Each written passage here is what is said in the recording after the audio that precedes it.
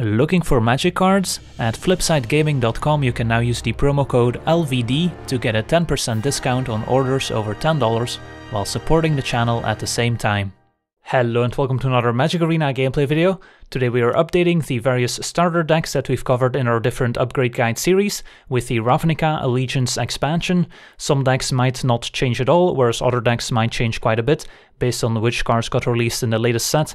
So we'll dive right into it here, and then afterwards we'll also play some games with the decks that changed significantly so you get a better idea of how they play out compared to their previous build. The first deck we will cover is Jungle Secrets, the blue-green Merfolk deck, and of course with the latest expansion we got access to the dual land Breeding Pool, which comes into play untapped if we pay 2 life and counts as both a forest and an island, so great addition to the mana base. So we'll add all 4 copies, cutting 2 islands and 2 forests, essentially adding 2 green sources and 2 blue sources to the deck, making our mana base a lot more consistent. And then the other big addition for Merfolk is the 1-drop, which is Benthic Biomancer. So 1 mana for a 1/1 Merfolk Wizard Mutant, and can adapt 1 for 2 mana, and whenever 1 or more +1/+1 counters are put on Benthic Biomancer, draw a card and then discard a card. So lets us loot, giving us a lot of card selection, getting rid of extra lands that we might not need, finding more action. So great card in this deck, especially considering the synergy it has with our Deeproot Elite, giving +1/+1 counters whenever a Merfolk enters the battlefield. So if we can put additional +1/+1 counters on Biomancer, even if they didn't come from the adaptability, we still get to draw a card and then discard. And same goes with Kumena's third ability, where we get to tap 5 untapped Merfolk to put a +1/+1 counter on each Merfolk we control. Also works out very nicely with the Benthic Biomancer. So we will be adding all 4 copies of the Biomancer to our deck. And then we can cut Jadebearer, which was kind of the weakest 1-drop in our deck. And now with the addition of Breeding Pool, I don't mind going up to 4 copies of Merfolk Trickster, which adds a lot of interaction to the deck, which it otherwise lacks, and the double blue casting cost is now not as difficult as it was before. So we can go up to 4 copies of Merfolk Trickster. And then another nice interactive spell that I don't mind adding to the deck, which is now also a lot more easy to cast thanks to the addition of Breeding Pool, is 2 copies of Spell Pierce, which can counter target non-creature spell unless its controller pays 2 generic mana. So nice cheap counter spell, very effective against sweeper effects, against cards like Nexus of Fate and Teferi, and Planeswalkers in general. So we will add 2 copies of Spell Pierce, which before was a little bit more difficult to cast since we only had 11 blue sources to help us cast Spell Pierce, whereas now we have 13.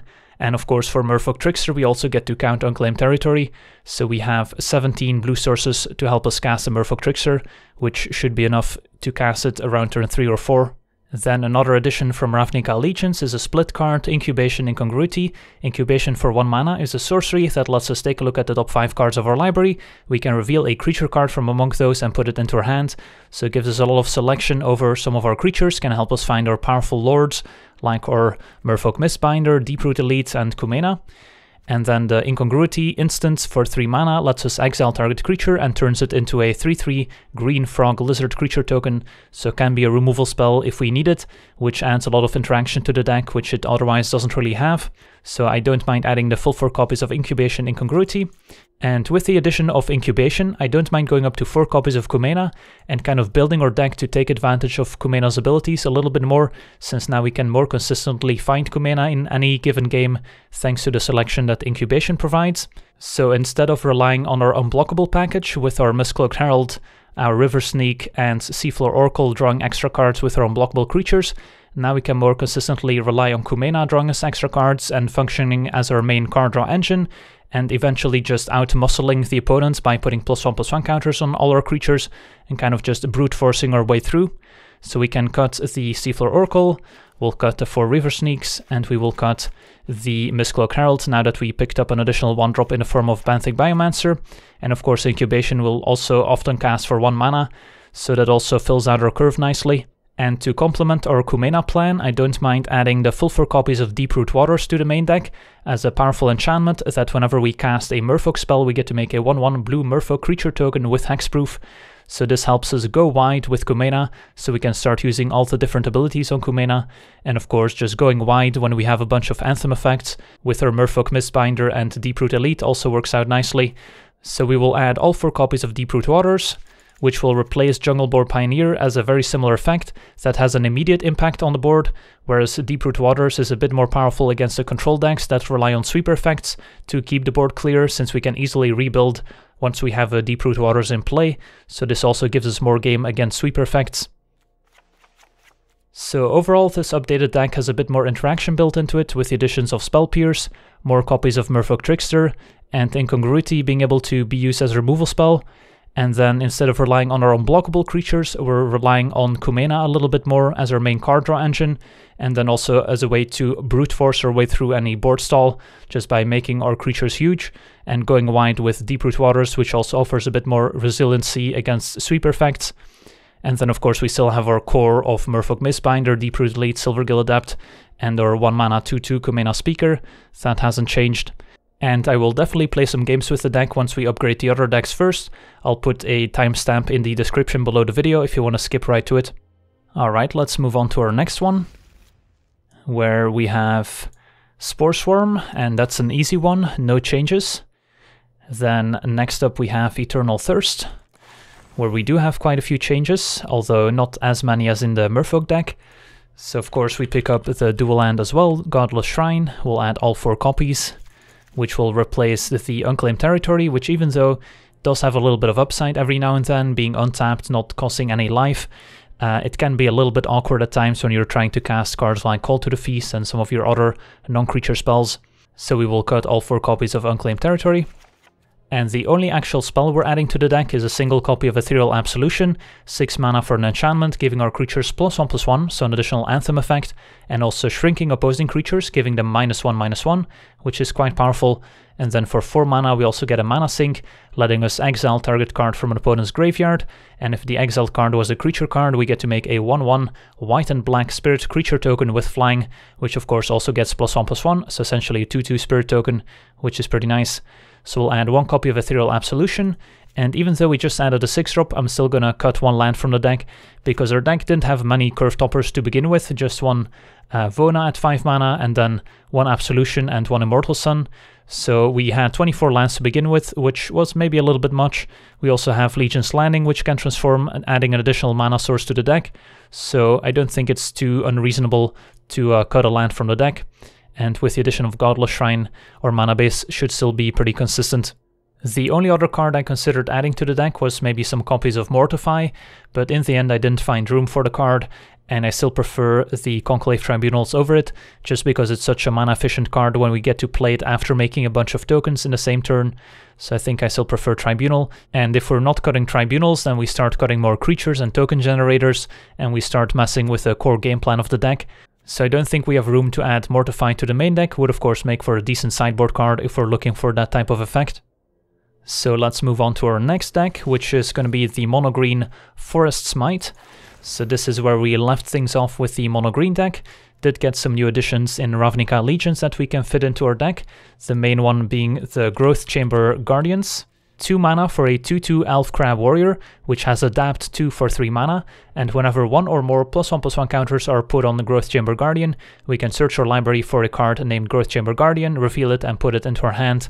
So it gives us a nice mana sink, can help us find more action, prevent flooding out, which can be an issue with this deck since we don't have any card draw effects otherwise. And this is going to replace some of our weaker 2-drops, like this Merfolk Branchwalker, which can go. And because Growth Chamber Guardian gives us a 3 mana play if we played on turn 2 with the Adapt ability, I don't mind cutting one of our 3-drops to make room for it as well, so we'll end up cutting 1 copy of Thrashing Brontodon, and then we'll also cut 1 copy of Aggressive Mammoth, which was probably the weakest card in the deck at the moment. And I also am going to cut 1 additional Forest, since now our curve is a little bit lower, to make room for a 4th copy of Galta, which is kind of our primary game plan to trump other creature decks and go over the top. So I don't mind adding a 4th copy of Galta to make sure we can draw 1 copy every game. So that's it for Forest Smite. Time to move on to our next deck, which is going to be Primal Fury, the red-green dinosaur deck, where we do have a few changes. Of course, we did pick up Stomping Ground as our dual land, so we'll add all 4 copies of Stomping Ground, cutting 2 copies of Forests and 2 copies of Mountain. And then the major addition is a Rhythm of the Wild, a 3-mana enchantment that says creature spells you control can be countered, which is great against any control deck.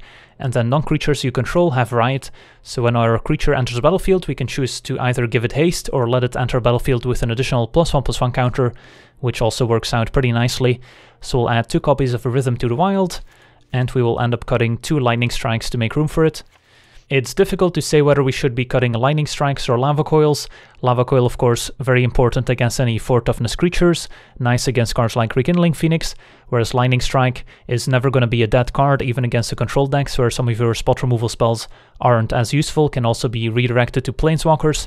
But overall, I'm still pretty happy with Lava Coil, especially with the Blue-Red Drakes deck making kind of a resurgence. So having that 4 damage removal spell can be pretty key, especially against cards like Tempest Djinn as well. So that's it for the main deck, and then a card I should mention for the sideboard is Cinder Vines, a 2-mana enchantment that says whenever an opponent casts a non-creature spell, Cinder Vines deals 1 damage to that player, and we can also for 1 mana sacrifice Cinder Vines to destroy target artifact or enchantment and also deal 2 damage to that permanent's controller.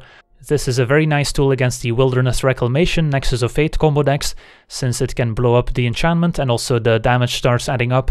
If the opponent tries to take infinite turns with Nexus of Fate, they will eventually have to deal with Cinder Vines. So a nice tool to have in the sideboard for that matchup. Don't think you can add it to the main deck. So that's it for Primal Fury. Time to move on to our next deck, which is going to be Chaos and Mayhem, which will undergo quite a facelift here, since we got a lot of new cards with the Rakdos Guild. Let's start with the easy part, adding 4 copies of Blood Crypt to the mana base, and we can finally cut those ugly Cinder Barons. And next up we will be adding all 4 copies of Gutterbones to the deck as a nice 1-mana 2/1, enters the battlefield tapped, and for 2 mana we can return Gutterbones from our graveyard to our hand if our opponent lost life this turn. So this is a nice recursive creature which kind of takes over the role that our 2-mana Reassembling Skeleton had in the deck. We will still be keeping 2 copies of Skeleton, but to make room for 4 copies of Gutterbones we will have to cut 2 copies of Skeleton, and we will also cut 2 copies of Dusk Legion Zealot. We'll eventually cut all 4 copies of Zealot, but for now we can just cut 2 copies. Then one of the biggest additions to the deck is going to be Priest of Forgotten Gods, 2 mana for a 1/2 human cleric, and if we tap the priest and sacrifice 2 other creatures, so that's a pretty steep requirement, any number of target players has to each lose 2 life, sacrifice a creature, and then we get to add double black to our mana pool and draw a card. So works out very nicely alongside Gutterbones, of course, since the 2 life the opponent loses will let us return Gutterbones, and we get the 2 mana from the priest to return Gutterbones to our hand.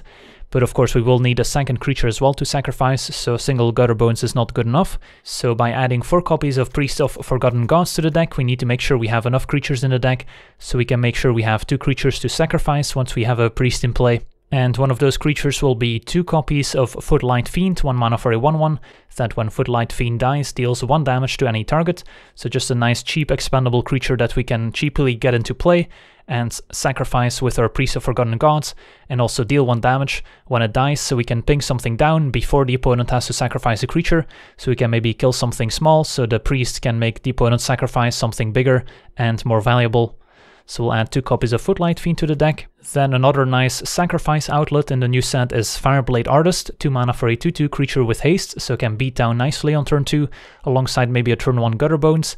And then at the beginning of our upkeep, we may sacrifice a creature, and if we do, Fireblade Artist deals 2 damage to target opponent or planeswalker, so it gives us a nice little bit of reach if there's ever a board stall, and also works out very nicely alongside Gutterbones, since the Artist will deal damage, so we can ensure we can return the Gutterbones from our graveyard back to our hand, so we can sacrifice it once again. So we will add 3 copies of Fireblade Artist to our deck.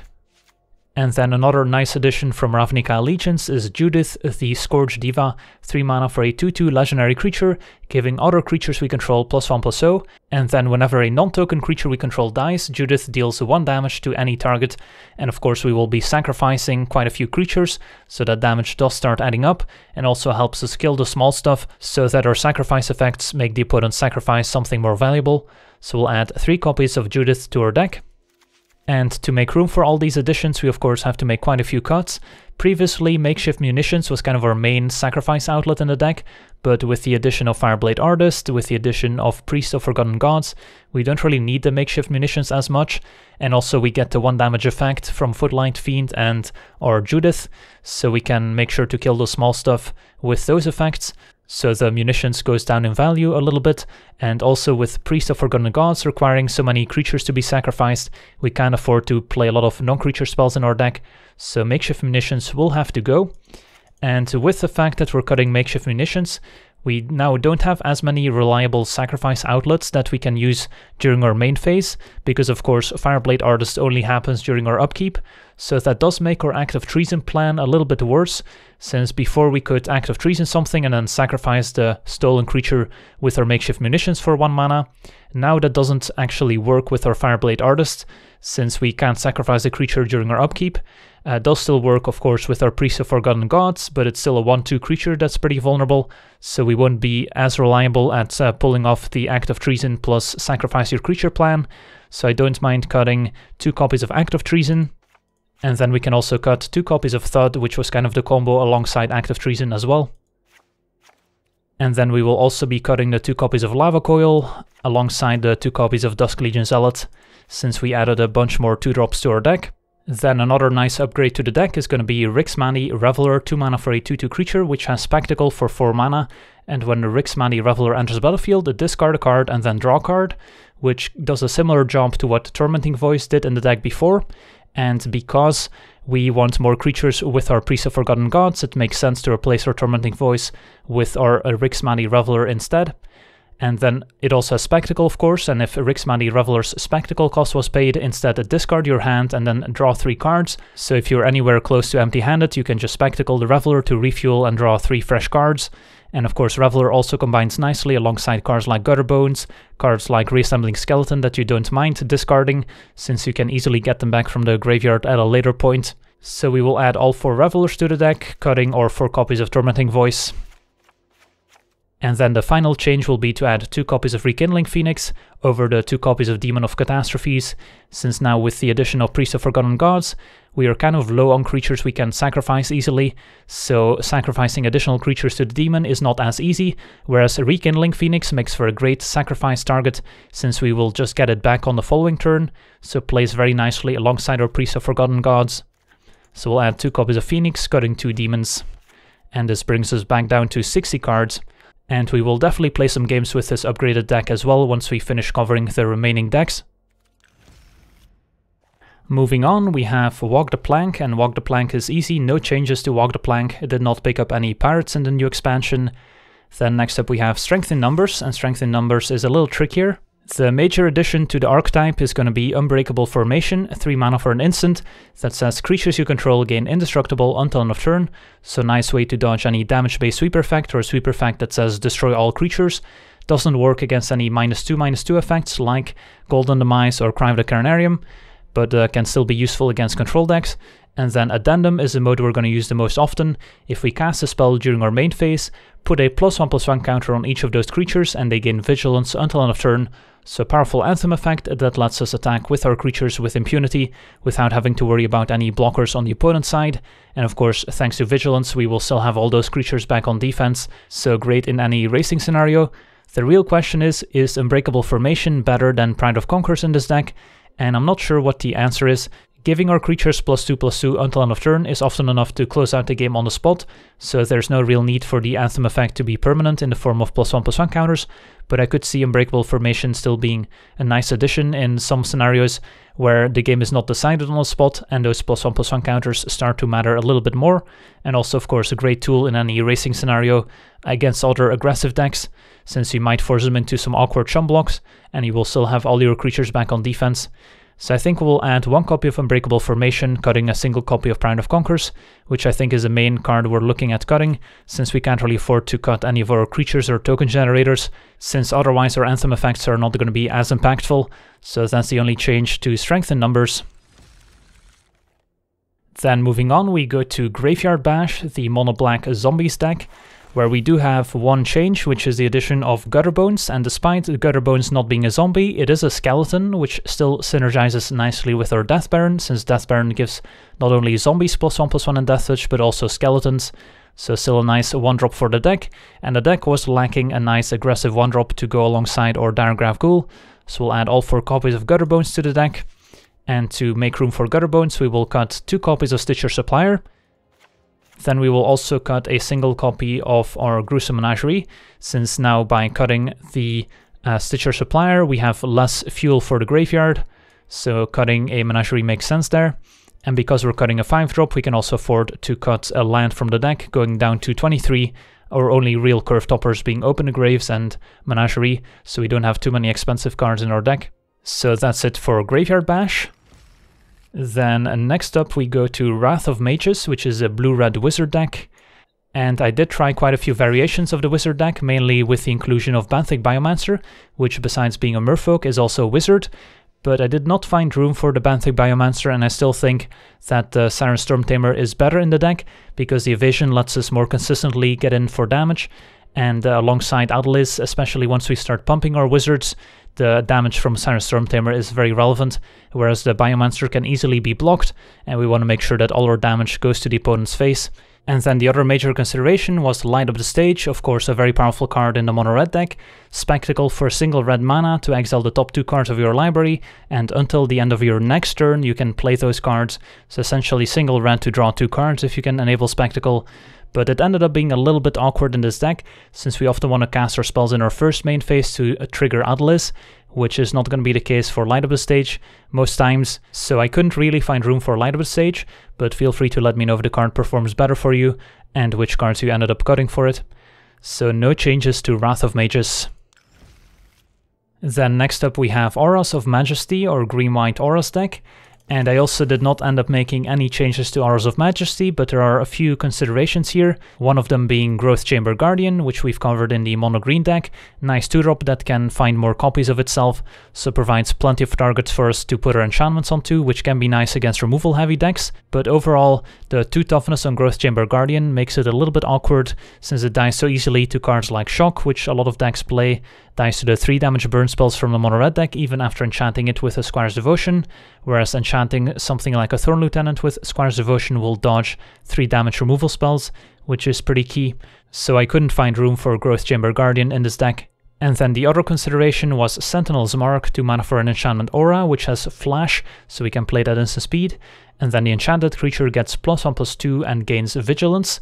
And then addendum, if we cast this during our main phase, then the enchanted creature gains a lifelink until end of turn, which can also be a nice swing.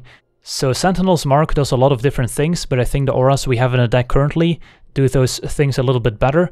Squire's Devotion giving a lifelink permanently, Oakenform giving a bigger power and toughness boost, and then on Sarah's Wings doing everything that the Sentinel's Mark does, but better. And we don't really care about the fact that Sentinel's Mark only costs 2 mana compared to some of our more expensive enchantments, because we're often just playing creatures in the early game and then playing enchantments in the late game when we have plenty of mana available. So the fact that this only costs 2 mana is not as relevant as it may seem. So overall, I don't think Sentinel's Mark makes it into the main deck. Could maybe see it as a sideboard card, as an additional tool against the mono red decks. Then next up we have our mono blue deck, Arcane Inventions, which was our deck built around the Antiquities War. No changes there, did not pick up any additional artifacts or cards that care about artifacts. We did, however, pick up a nice new dragon for the Dragon's Fire mono red dragon deck, which is the 5 mana Mythic Dragon Skargan Hellkite, 5 mana for a 4/4 dragon with a Riot and Flying, so either enters the battlefield with a +1/+1 counter or with haste. And then for 4 mana, if the Hellkite has a +1/+1 counter on it, we can deal 2 damage divided as we choose among 1 or 2 targets, so a nice mana sink to take out opposing creatures. So we'll add all 4 copies of Skargan Hellkite to the deck.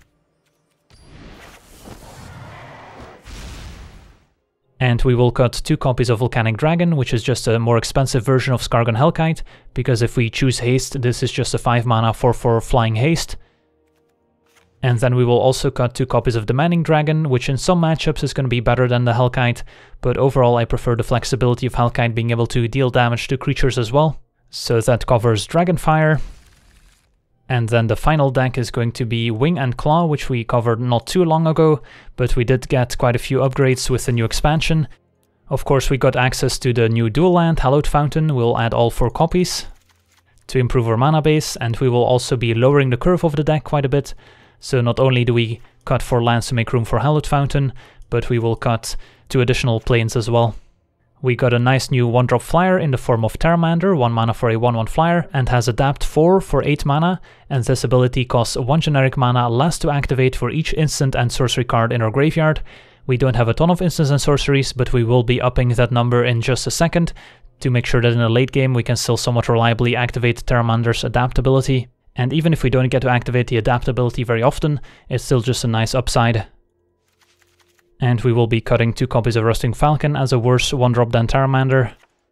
We also got a nice Planeswalker that fits into our deck, Dovin Grand Arbiter. 3 mana Planeswalker. Often we're going to start by using the -1 ability, making a Thopter token with flying and gaining 1 life. And then once we run out of loyalty, we're going to use the +1 ability, which says until end of turn, whenever a creature we control deals combat damage to a player, put a loyalty counter on Dovin. And then every now and then if we get a ton of loyalty, we can use the -7 ability, which gives us a ton of card advantage and card selection. But usually we're just going to use the -1 ability as much as we can to make a bunch of Thopter tokens. So we will add all 4 copies of Dovin to our deck, cutting 4 copies of the Aerialist. Then another nice addition is Warrant and Warden, which is a nice split card. 2 mana for an instant that says put target attacking or blocking creature on top of its owner's library. And then Warden for 5 mana makes a 4/4 white and blue Sphinx creature token with flying and vigilance. So both modes are very useful, and Warrant is going to replace Seal Away as our 2 mana removal spell of choice, because that also adds a threat to our deck in case we're up against a control deck where the removal spell half is not as useful, and also adds an instant and sorcery to our deck, which is useful for Terramander. So we'll cut 4 copies of Seal Away. And then the final addition is going to be 2 copies of Depose Deploy. Depose for 2 mana can tap target creature at instant speed and draws a card, so it can be used to prevent a big creature from the opponent from attacking for a turn to save a bit of life, or to tap down a flyer that might be able to block our smaller flyers so we can get a nice attack in. But more often than not we're going to use Deploy for 4 mana, which is an instant that makes 2 Thopter tokens with flying, and we gain 1 life for each creature we control. So adds a bit of life gain to the deck, also plays very nicely alongside a card like Cellular Wreckage, because we can keep up Settle. If the opponent doesn't play into it, we can just cast Deploy to make some more Thopter tokens. This also helps us recover from sorcery speed sweeper effects, since we can flash in some more threats end of turn and keep up the pressure, so overall pretty versatile card. So we'll add 2 copies of Depose Deploy to the deck. And because we cut 2 lands and kind of lower the curve of the deck, I don't mind cutting the 2 copies of Lyra Dawnbringer, which is nice against the red decks, so that's the major reason she was there. But now that we added a bit of extra life gain with Dovin and with our Depose Deploy, maybe Lyra isn't as necessary anymore. And we still have Warden for 5 mana to make a 4/4 Vigilant Sphinx token as a late game play, so we don't need the 5-drop as much. So that covers Wing and Claw, and with Wing and Claw we've covered all the different decks. The only deck we haven't covered yet is Tactical Assault, but I'll be making a video on that pretty soon.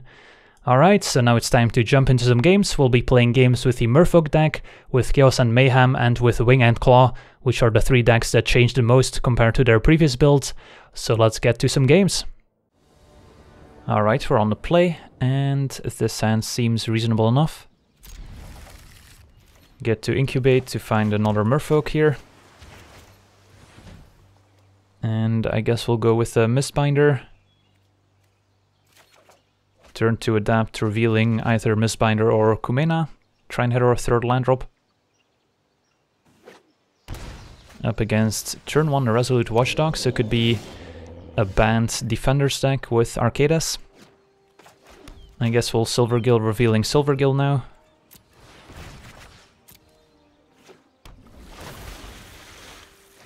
Merfolk Trickster could be pretty relevant against an Arcades. And yep, there's a turn 2 Tetsuko.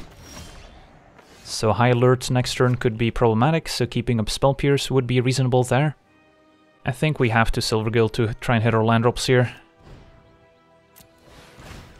And hope to hit a land so we can either keep up Spell Pierce or play Kumena Speaker. Alright, this one forces us to play Kumena Speaker.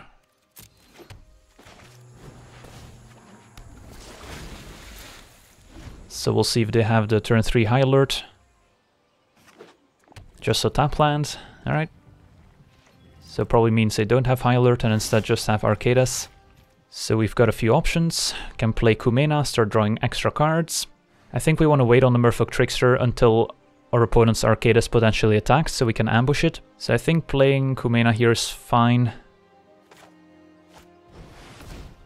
And we'll draw cards right away, in case we hit a land drop.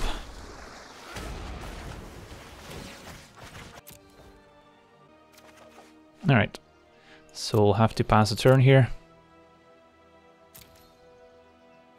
And then next turn we can start growing the team with Kumena's third ability. And yep, there's Arcadis.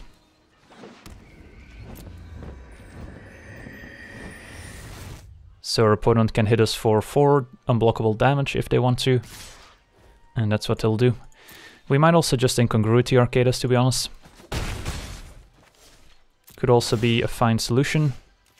I think I'm gonna keep up Merfolk Trickster instead here. Since not only do we get to add a 5th Merfolk to the board, but we potentially get to take out Arcadis.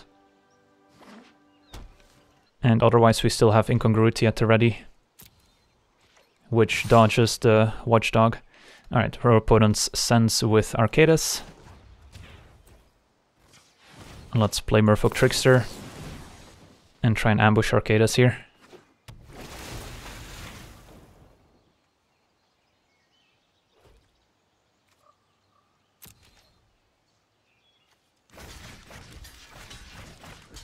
This seems fine.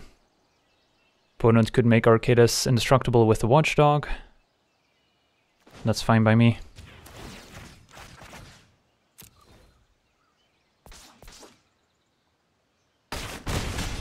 They decide to let Arcadis go. And they've got another one, makes sense.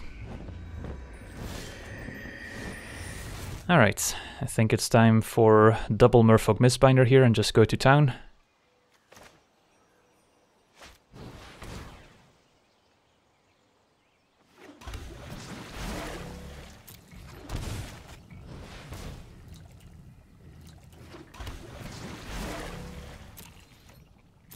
We are forcing the opponent to chump block, or at least sacrifice a Watchdog. And our opponent just takes it. Alright, sweet.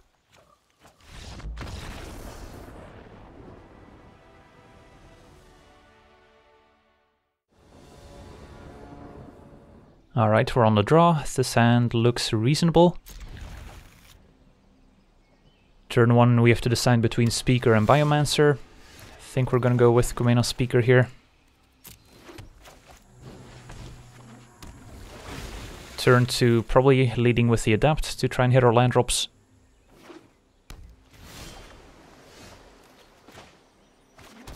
I guess we'll attack first.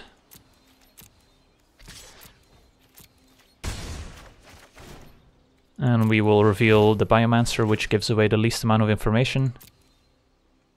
It's better to play our Mistbinder once we establish the bigger board presence. Alright, opponent's got a Quench to counter or 2-drop, sadly. Next turn we might go Biomancer plus Mistbinder, save our Kumena, Revitalize, so just gain control of some variety. The good thing about Kumena is that it survives Deafening Clarion, which is pretty important. But if we play Kumena here, we don't have 3 Merfolk in play to draw a card with, which is the unfortunate part. Could just play Biomancer and Adapt instead of playing the Mistbinder if we want to play around Clarion. I don't think that's unreasonable, since we wouldn't mind discarding a land at this point. So sure, let's go for it.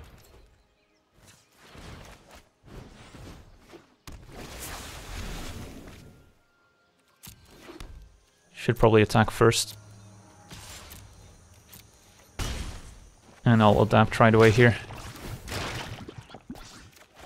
Alright, Breeding Pool can go. And then next turn we can play Kumena and then tap 3 untapped Merfolk to draw a card. They've got 2 mana up again, so they could have another Quench. So if that's the case, we might just want to play a 2-drop instead. Could also flash in a Trickster end of turn to play around the sweeper effect. Got some options. I think I will play Kumena. Alright, that's resolved. So now the question is, do we attack or just draw some cards? Do of course have to watch out for 5 mana sweeper effects as well. Could also play Kumena Speaker, so we can still draw an attack for 2, but then maybe we're overextending a little bit. I think we will draw a card. And then see what we draw to decide what we want to do next. Incubation we can just cast here.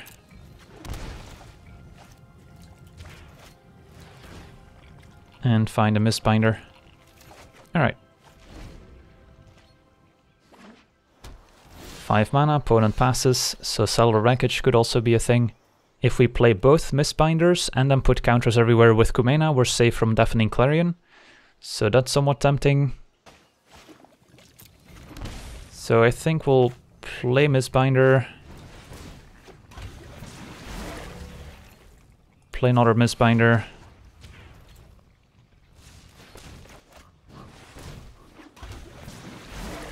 Play Speaker.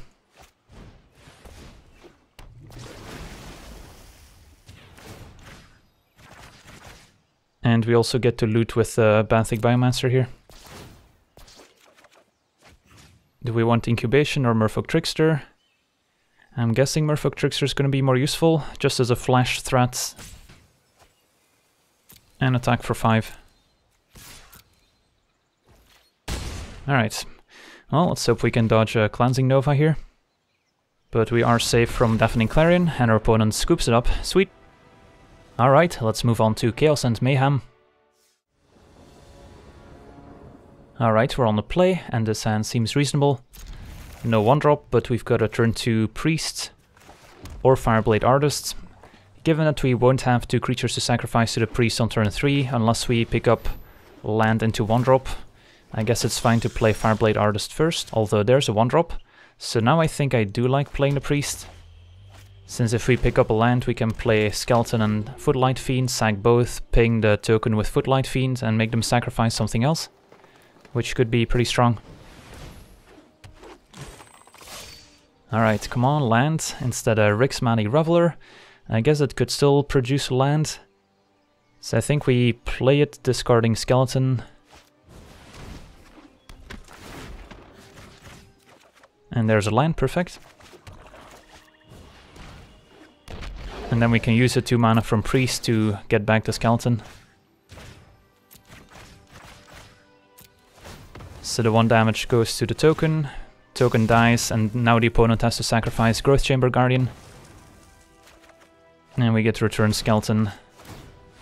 Alright, that was a pretty sweet turn of events.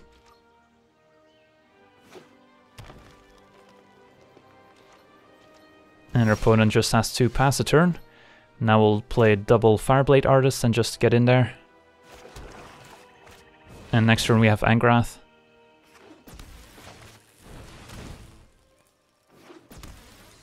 Don't think we're supposed to play around Seal Away here.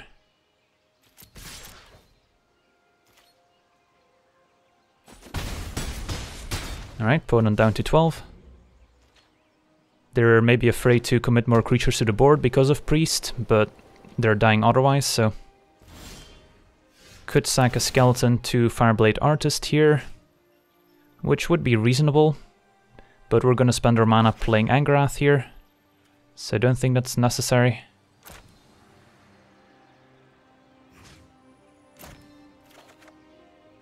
Here I think we can play around Spore Swarm, and we will not attack with Priest, but I'm fine attacking with Artist and Skeleton. And then we can play Angrath second main.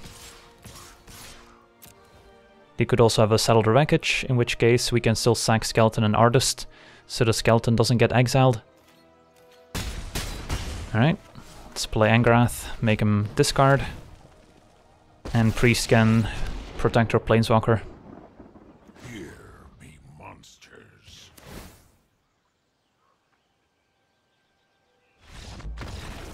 So very explosive start, kind of showing off the power of Priest of Forgotten Gods when unanswered. Alright, we're on the play, this hand seems fine. Turn 1 Gutterbones, turn 2 Reveler discarding Gutterbones, turn 3 Midnight Reaper. And go from there. Let's see what we're up against. Turn 1 Mountain, could be Mono Red, keeping up Shock here. Ooh, Angrath is a nice Curve Topper. Let's get in there.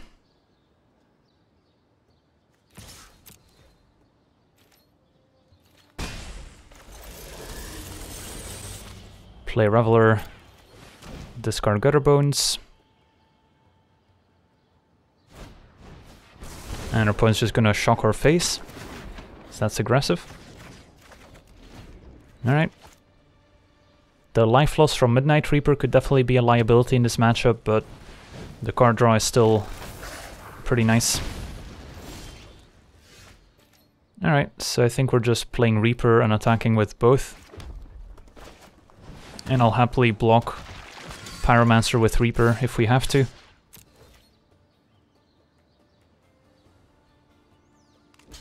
Opponent's gonna trade.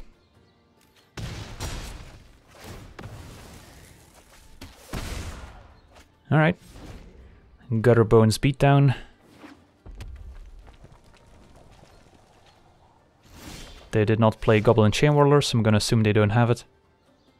And I think the plan here is just to get 2 Gutter Bones in play instead of a second Reaper.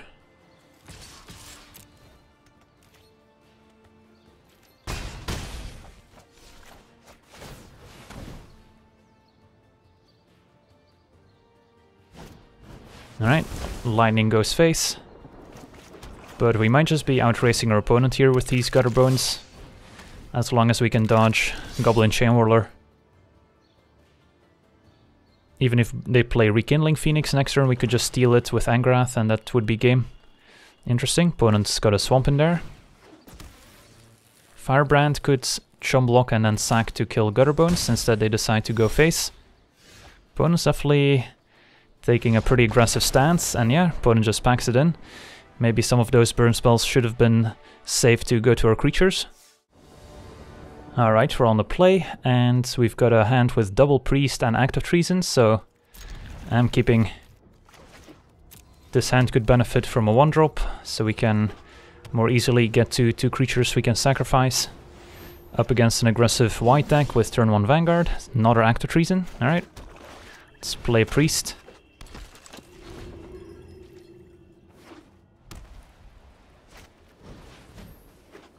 And then the plan is to play Artists, and then hopefully a 3rd land for Act of Treason, so we can sacrifice the stolen creature alongside Artist to the Priest. And then with the 2 mana we can play a 2nd Priest.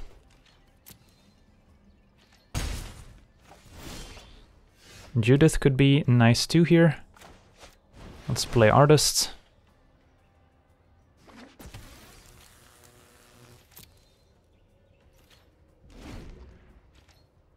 We might also just play Judith if we hit a 3rd land and then sack 2 creatures so we can ping down the 1 toughness stuff before they get a Banalish Marshal in play.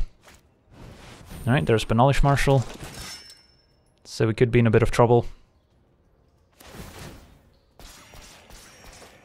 Also Act of Treason of course can just steal the Marshal if we want to. Could block the Bodyguard, but then it's going to be difficult to sack to the Priest, so I think we have to take it sadly.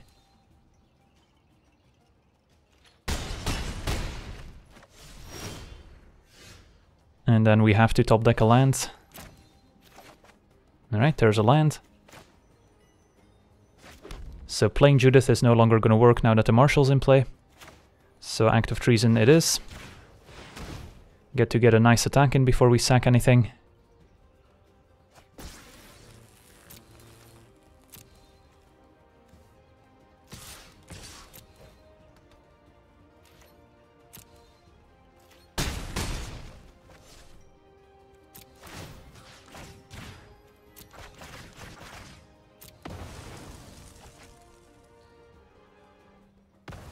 Opponent sacks Bodyguard, pick up another land, play Priest.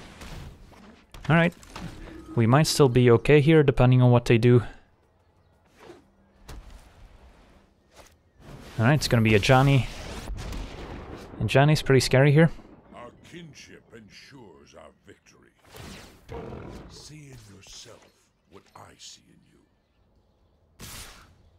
Opponent attacks for 4.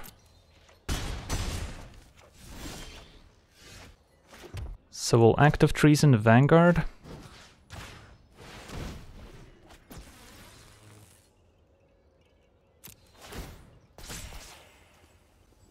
Attack Ajani for 4 here. Perhaps there is a peaceful solution.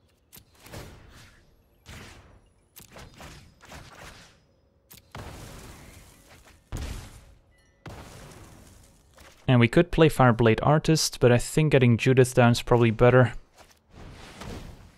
Because a Fireblade Artist could deal 2 damage to a Planeswalker next turn. But with Judith in play and a Priest, we should be able to just deal enough damage to a Ajani. There's Ajani's Pridemates.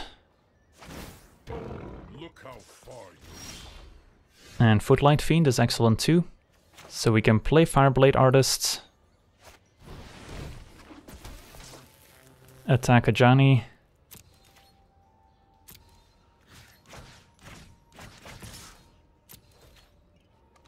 Opponent trades. That's fine.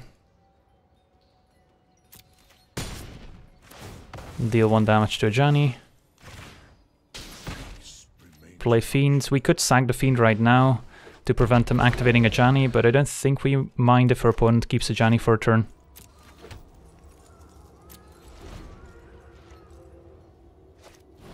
Alright, history's not bad.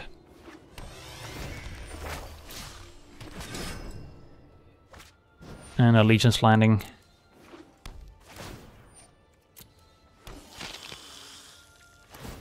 Alright, so in response to the Ajani Plus, we might want to take action with the Priest here. We could sack Judith and Footlight Fiend. We get to distribute 3 damage and make them sacrifice, so we could take out Ajani, the Soldier, and the Knight token. But we would only be left with a Priest of Forgotten Gods in play. Might still be fine.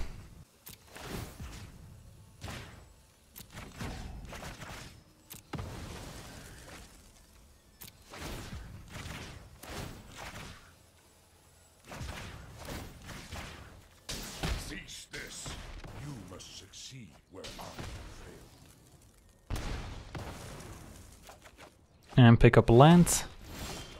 Alright, not a Priest, so we're hoping to top deck something like a Gutter Bones, Reassembling Skeleton, Angrath.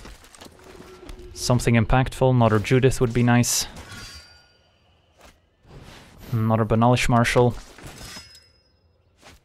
And another Leech Landing. Alright, this is gonna be an uphill battle.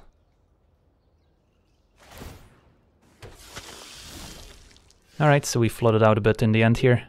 Well, still, Priest did some powerful things.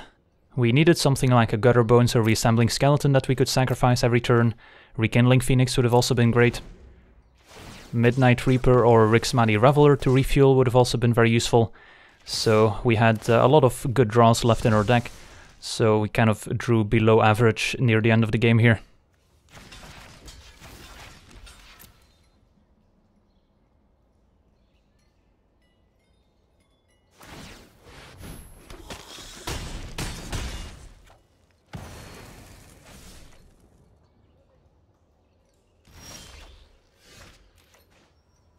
Can play a Reveler. And another land. Alright, GG's.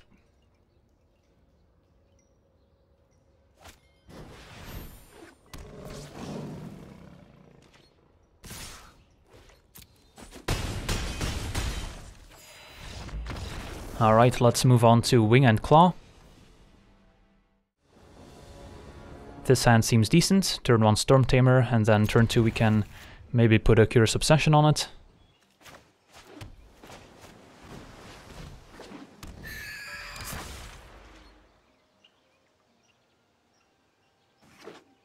Turn 1 Breeding Pool.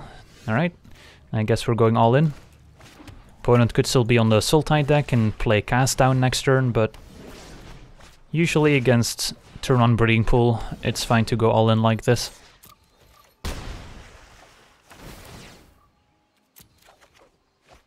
Alright, more Obsessions. And a land. Alright, let's see what they do.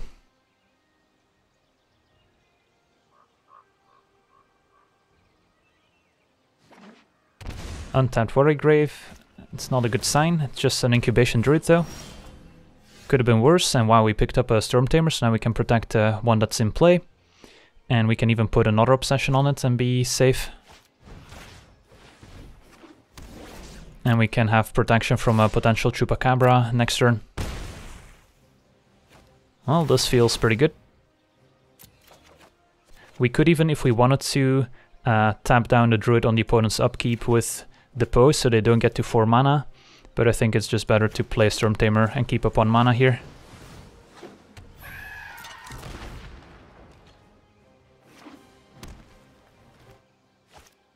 Wild Growth Walker, so they are indeed on the Sultai midrange list, and they're gonna try and gain some life back here.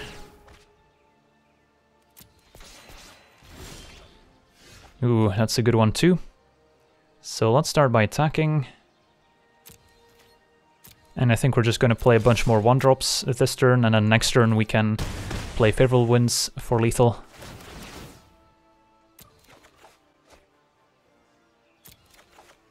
Well, this was a pretty excellent draw.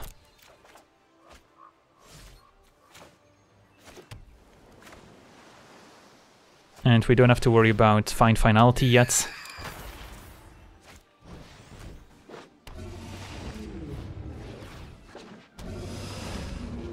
But if our opponent did have more mana in play, then the play of tapping down their Druid with Depose would definitely come to mind. Jade Light Ranger, opponent can gain 6 lives, so they might still be able to survive here.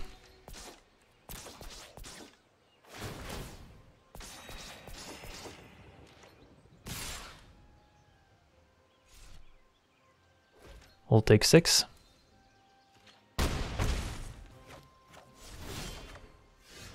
So 8 plus 5 is 13 damage.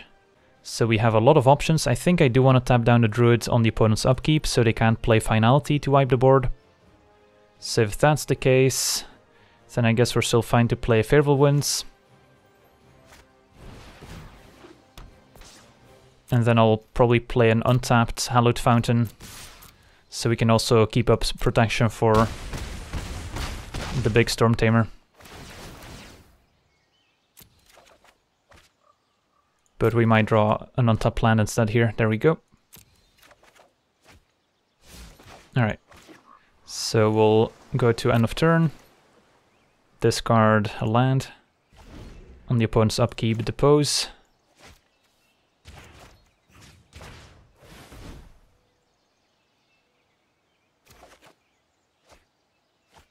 And I don't think we're afraid of taking lethal damage here. Opponent would have to explore more times than they have the mana to. And opponent plays an untapped Overgrown Tomb. Alright, sweet. On to the next one. Alright, we're on the draw. Not an amazing hand, but I think a keepable one. We can cast Warrant for double blue. Opponent on what looks like the mono red deck. I guess we'll give them the Storm Tamer to kill instead of Terramander. Very small chance that Terramander becomes more relevant later in the game. Don't have double white yet for Saddle.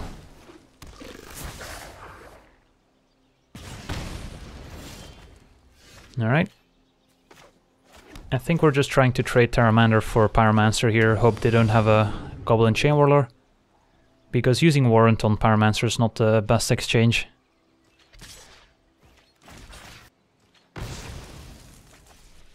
And then we will just try to get to 5 mana for Warden, which is going to be pretty effective, dodging all the 3 damage burn spells.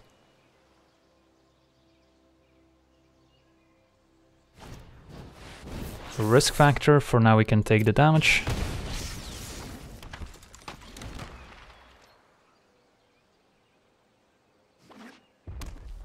So yeah, the mono-red matchup is pretty bad for us because of the mix of cheap spot removal for our creatures, fast clock.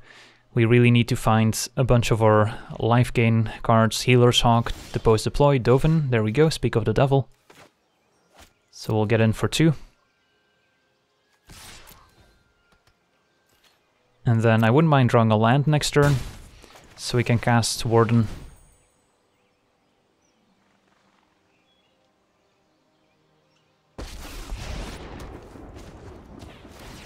I look forward to seeing your mistakes.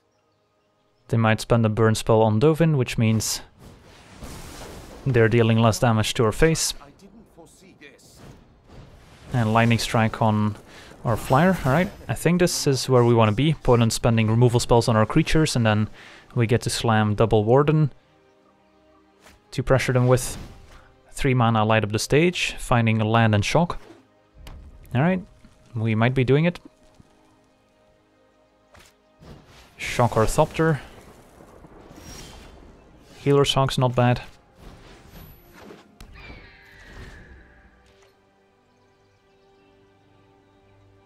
They still have a risk factor they can jumpstart, but will happily take 4 damage.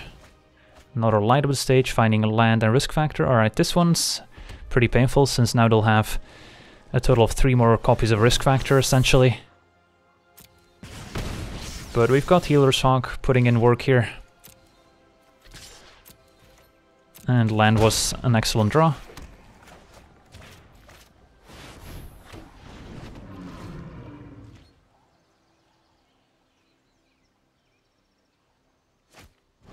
Electrostatic Field.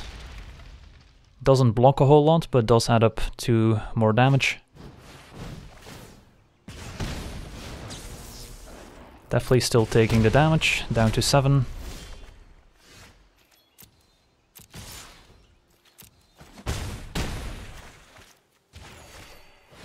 And we've got a 2-turn clock coming up. So we can take another 5 from risk factor, fall to 3. And then Healer's Hawk puts us back up to 4. So we would be dead to a 3 damage burn spell. So that's not great. But that's probably a risk we'll have to take, because if we let them draw 3, they're more likely to kill us than if they just have to top deck a 3 damage burn spell.